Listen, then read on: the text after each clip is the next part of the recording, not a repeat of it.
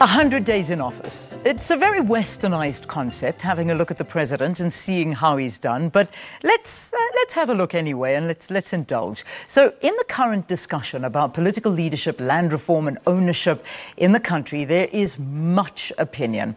Mahlodi Sam Muofhe is an advocate in private practice, specialising in human rights, who recently wrote a very interesting article entitled, "As SA Inc. CEO Ramaphosa, is he ticking all the right boxes?" ? Well, he joins us now to talk a little bit more about what he's written. Advocate, thanks so much for coming in and welcome. Good morning. So, this 100-day concept, I know it's very westernized, Americanized, specifically analysing everything. So, but let's indulge. In a nutshell, how is our president doing? Our president is excellently executing his tasks under the current prevailing conditions. These are difficult conditions, but there are so many boxes that we can tick. Of course, we need to tick more as South Africans. We want more from him. But just a quick one. We know that soon after he was elected into the position, even as the ANC president in Nasrec, the other task was also to deal with a decision by his political party, the ANC, where at the previous president of the ANC, who was no longer, had to resign as president of the country. And we all remember how it all turned up. But he navigated through that process so well that the outcome finally was so peaceful. That's one. If we look at our state-owned entities, for example, again, when he got in, our state-owned entities were generally in ICU. They needed serious surgery. We all remember how he dealt with the ESCOM board immediately, removing just about everybody, for example, and then installing people who can basically begin the process of rebuilding. And that process is ongoing. Almost all our state-owned entities are under review generally now. He has given proclamations, for example, to our SIU, State Investigating Unit, Special Investigating Unit, to look at ESCOM, for example. You know that the SIU operates through a state proclamation. Those things are there now, things which were not there in the past. So, in other words, he came, and we do know this, he came into the presidency under very difficult conditions. And it's still very difficult because there's still a lot of political divisions happening. And the president, as much as there are huge advantages that he has done, there are still some negatives which have been highlighted obviously by opposition parties. Let's first look at the Northwest Province, and many look at this and say, look, we can see that this is a big problem, even though we are going to be getting an update this afternoon as to hopefully we're going to get an update on the fate of the Premier Supra Mahumapelo. But the handling of the Northwest Province, what do you make of that?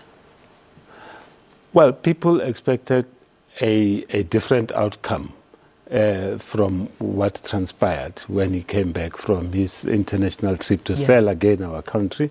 But if you just take from the time when he landed back, Northwest was burning, properties were being destroyed.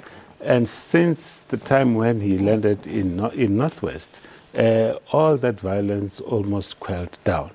And the Premier of Northwest is basically now not working as the Premier of Northwest, as you know, and we know that there's going to be an update on the fate of the Premier there. And that's a box to be ticked because he's no longer effectively Premier now. He is on the so-called leave of absence, as we know. And that's something which, as South Africans, we should tick, that there was action there, even though South Africans expected the president perhaps to fire the Premier. Well, let's see the fate of what happens this afternoon during the press briefing. KwaZulu-Natal, the killings in KwaZulu-Natal, he himself went there personally, labelled it, this is a killing field and this cannot be the situation. Do you feel he has power enough, though? Because we do know that KZN is very much so where the divisions are with regard to your factions, particularly within the ANC. Yes, one death it's one death too many, whether in KZN or elsewhere in the country, especially for the so-called political reasons. But the mere fact that when it happens there, he's on the spot to appeal to citizens not to kill one another for whatever reasons, really. And to also get, I mean, he went there with the Minister of Police and to ensure that there is specific focus on ensuring that people stop killing each other in KZN. But we can only pray, South Africans, all of us, that killings cease, so that nothing is more important than people's lives anyway. Yeah. But he is there on the spot. It's not as things happen and he's an absent president as if nothing is happening there. Yeah. In the same breath that when Northwest was burning, he cut his trip short to go there. Yeah. Now, again, I want to move on as fast as we can, because I know that there's a lot being done. But I want to talk about, as much as he has done well, and I think that you've highlighted it quite well, the reshuffling of 10 ministers, disciplinary action against Tom Moyane. We've also seen, and the reality is that him and Tom Moyane grew up together, which you highlight very much so in your article, showing what a great stance that is of somebody as close as that to still be hard on him. Arthur Fraser removed. Eskom, you've spoken about. The free education is in the pipeline. The land expropriation, though. This is the one, I think, that's sort of, it's quite a complicated one, because are they jumping on an EFF bandwagon? Is the president buckling to pressure? Are we going to see a lot going in this direction, especially after we saw what happened in this land summit in Section 25? I don't think he's really jumping on the EFF bandwagon. But of course, politics being what they are, and with the looming elections, this party or that party may just claim that it originated from them. But it has been a burning issue. In fact, land is part of what people went into the struggle to free this country. Basically, black people have been dispossessed of their land for so many years, centuries, anyway. So I think when it happened, in any case, there have been discussions basically in the African National Congress, which were in the public domain anyway. That, of course, the motion was sponsored by the EFF in Parliament. It's a good thing. It could have been anybody else.